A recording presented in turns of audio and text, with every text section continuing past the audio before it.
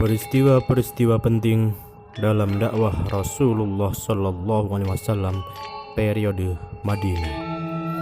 Piagam Madinah.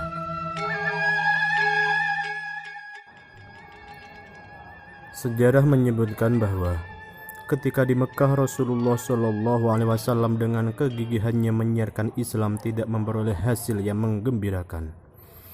Rasulullah dan para pengikutnya secara politis benar-benar terpojok dan terjepit. Sebaliknya, ketika sampai di Madinah, Islam benar-benar mendapatkan respon positif. Dakwah Islam di Madinah selama kurang lebih 10 tahun membawa kemajuan yang sangat pesat. Salah satu peristiwa penting dalam dakwah Rasulullah Sallallahu Alaihi Wasallam periode Madinah ialah Piagam Madinah.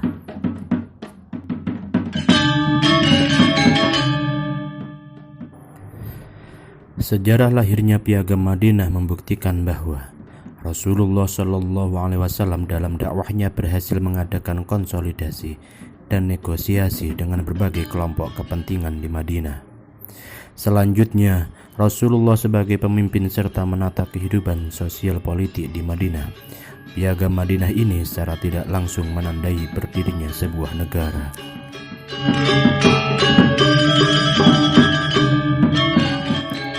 Para sejarawan menyebutkan bahwa Piagam Madinah sebagai konstitusi tertua di dunia sepanjang sejarah.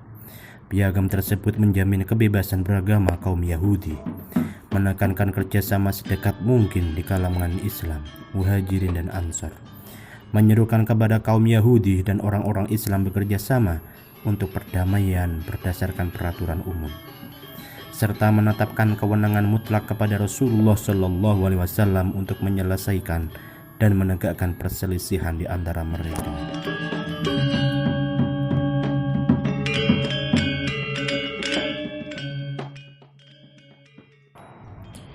Inti dari Piagam Madinah adalah 1. Kaum Yahudi beserta kaum Muslimin wajib turut serta dalam peperangan. 2. Kaum Yahudi Bani Auf diperlakukan sama dengan kaum Muslimin. 3. Kaum Yahudi tetap dengan agama Yahudi mereka, dan demikian pula dengan kaum Muslimin. 4. Semua kaum Yahudi dari semua suku dan kabilah di Madinah diperlakukan sama dengan kaum Yahudi Bani Auf. 5. Kaum Yahudi dan kaum Muslimin harus tolong-menolong dalam memerangi atau menghadapi musuh.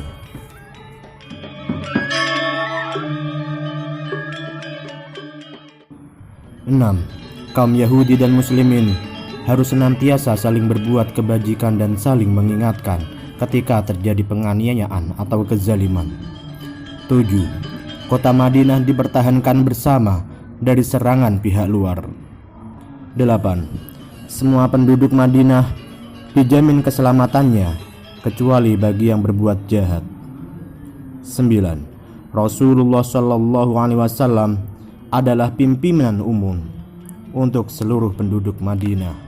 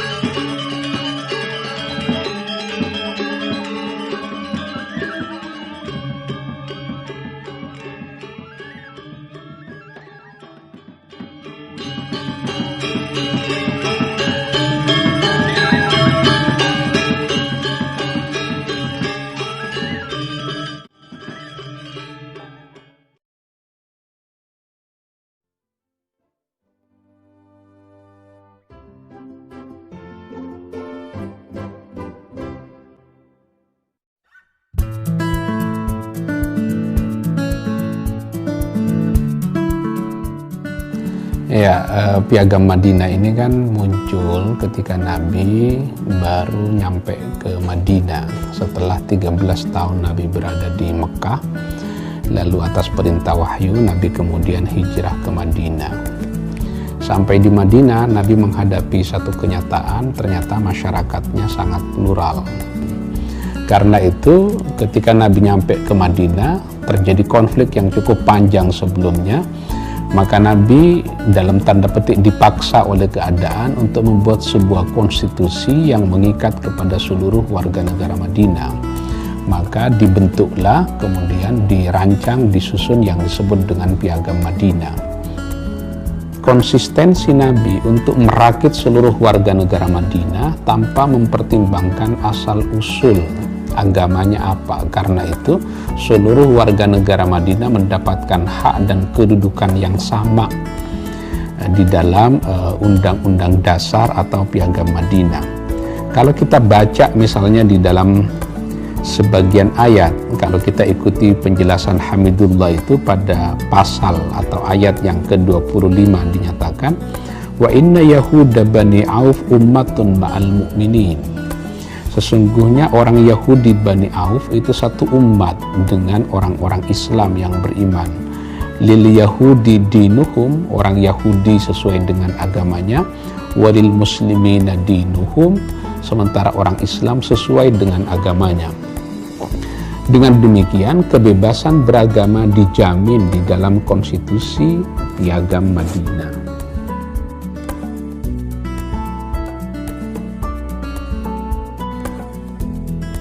Berdasarkan kebutuhan politik, ini negara kota kan, Madinah ini kecil, tapi masyarakatnya cukup plural. Dengan berdasarkan apa warga negara Madinah bisa diatur? Pada saat itu tidak mungkin dengan Quran dan hadis, karena masyarakatnya juga ada yang musyrik, ada yang Yahudi. Maka disepakatilah yang disebut dengan Piagam Madinah, yang kalau kita perhatikan dari 47 pasal itu tidak satu pun pasal atau ayat yang didasarkan kepada Quran. Yang jika kita perhatikan isi dan kandungan Piagam Madinah ini adalah ingin memberikan proteksi perlindungan kepada seluruh masyarakat Madinah. Jadi jika ada satu komunitas, misalnya orang Islam, diserang oleh komunitas lain dari luar kota Madinah, maka orang Yahudi dan orang musyrik juga harus membantu orang Islam. Begitu juga sebaliknya, kalau orang Yahudi diserang oleh komunitas dari luar, maka umat Islam di Madinah harus membantu orang Yahudi. Itu konsensus yang coba dibangun oleh Nabi untuk mengatur masyarakat Madinah yang plural. Nah, Piagam Madinah ini dirancang pada abad ke-7 Hijriah, pada abad ke-7 Masehi. Jadi lama sekali. Indonesia saat itu pada abad ke-4, ke-5, ke-6 kita sudah punya Sriwijaya, ya, kerajaan yang besar sekali. Kemudian ada Majapahit dan lain-lain. Nah, dari sudut itu yang dihadapi masyarakat Madinah dengan yang dihadapi Indonesia berbeda.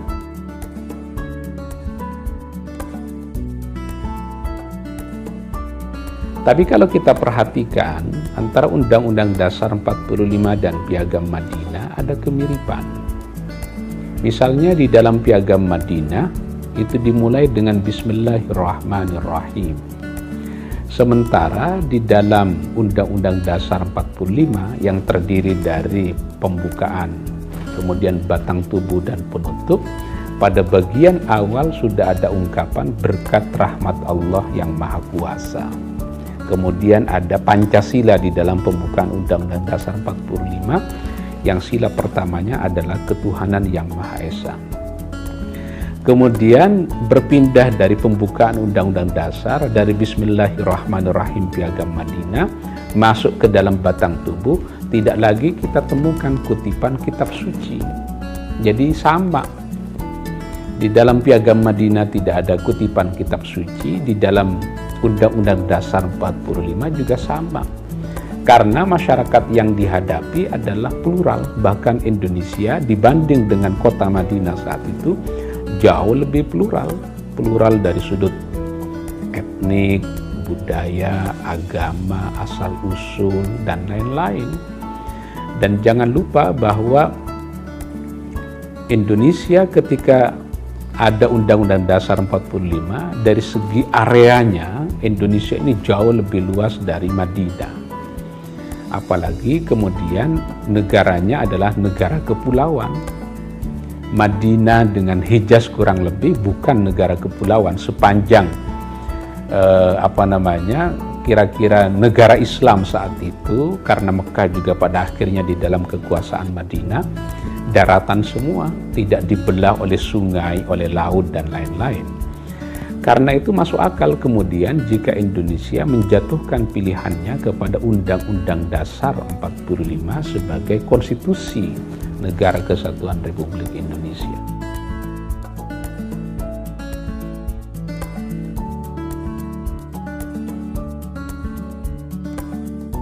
Jadi ada Piagam Jakarta.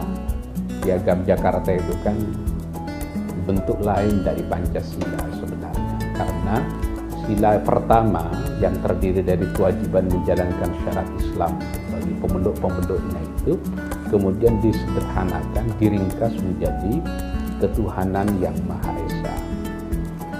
Nah, yang menarik ketika Presiden Soekarno mengeluarkan dekret, kata Bung Karno, kami berkeyakinan Piagam Jakarta tertanggal 22 Juni 1945 itu adalah menjadi jiwa dari konstitusi ini, menjadi satu kesatuan yang menjiwai Undang-Undang Dasar 45.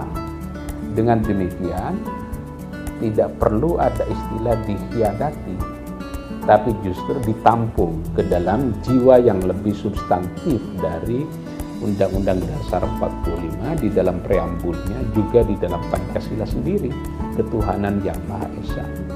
Karena kalau eksplisit disebutkan sebagai kewajiban menjalankan syarat Islam bagi pemeluk-pemeluknya, itu tidak mudah untuk dipraktekkan di dalam konteks warga negara Indonesia yang sangat plural.